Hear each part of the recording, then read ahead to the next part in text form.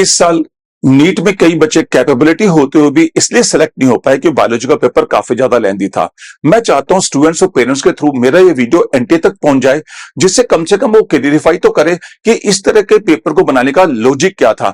देखो, मैं आपको एक एग्जांपल से बताता हूं। नीट का पेपर 180 मिनट का होता है। अगर हम रूरल बैकग्राउंड के बच्चों को, जिसको गवर्नमेंट चाहती है ज्यादा टेंशन नहीं दे, उनको प्रॉपर कोचिंग नहीं मिल पाती, अगर उनको काउंट करते हुए देखें तो इस बायोलॉजी के पेपर को पढ़ने में कम से कम 100 से 120 मिनट लग रहे थे। अगर ढंग से एक एक क्वेश्चन और ऑप्शन को पढ़ते हैं तो आप मुझे बताओ 180 में से अगर 120 मिनट निकाल दें तो 60 मिनट, अगर मान लो जल्दी भी करो तो 70 मिनट इसमें उसको फिजिक्स केमिस्ट्री भी करनी थी। यहां से स्टूडेंट्स में पैनिक क्रिएट हुआ और इसलिए उनकी एनालिटिकल कैपेबिलिटी, उनकी एक्यूरेसी चेक ही नहीं हो पाई।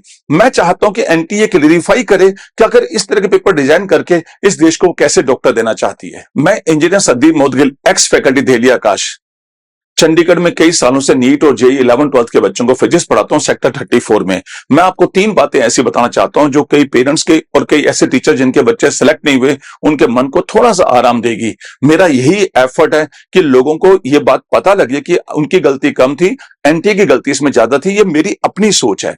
देखो, कोई भी एग्जाम होता है तो उसके पीछे कोई लॉजिक होना चाहिए। जैसे नीट का एग्जाम हुआ तो नीट का एग्जाम लेते क्यों है, तो इसके पीछे मेरे अकॉर्डिंग 6 पॉइंट्स ऐसे होते हैं जो बच्चों को चेक किए जाते हैं। सबसे पहला पॉइंट होता है उसकी कॉन्सेप्चुअल अंडरस्टैंडिंग। तो सर, बायोलॉजी का पेपर लेंथी बना के तो पूरे पेपर में चेक नहीं कर सकते, तो ये तो हुआ ही नहीं पूरा। एनालिटिकल एबिलिटी और एक्यूरेसी से चेक नहीं हो पाई क्योंकि फिजिक्स केमिस्ट्री बच्चे ढंग से कर ही नहीं पाए, टाइम ही नहीं मिला, उनको पैनिक क्रिएट हो गया। स्पीड और टाइम मैनेजमेंट थोड़ा सा यहां से चेक हो गया बच्चे का। उसके अलावा प्रेशर हैंडलिंग कैपेसिटी तो इसलिए चेक नहीं हो सकती क्योंकि कोरोना के बाद बच्चों का मेंटल एप्टीट्यूड ही बदल चुका है, तो गवर्नमेंट को यह भी काउंट करते हुए चलना था। उसका मेडिकल एप्टीट्यूड इससे चेक नहीं हो रहा क्योंकि बायोलॉजी का पेपर ही बच्चा पढ़ता रहा था, उसका नर्सरी थोड़ी बनाना था उसको आपको।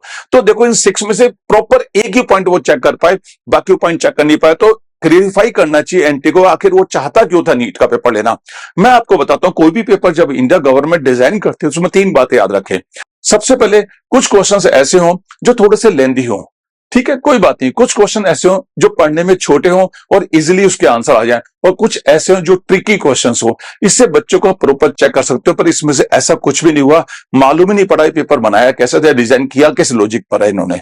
अब इससे हुआ क्या, क्या कई बच्चे जिन्होंने पूरे साल मेहनत की थी ना, आपको पता है आज वो बच्चे बहुत ज्यादा डिप्रेशन में, वो पेरेंट्स बहुत ज्यादा पैनिक में, अब बिल्कुल चुप हो गया। उनको समझ नहीं आ रहा कि हमने लाखों रुपए भी लगाए पर हमारे बच्चे सेलेक्ट नहीं हुए, हम करें क्या।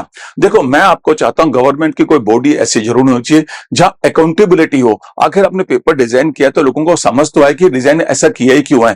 Thank you very much. जय हिंद।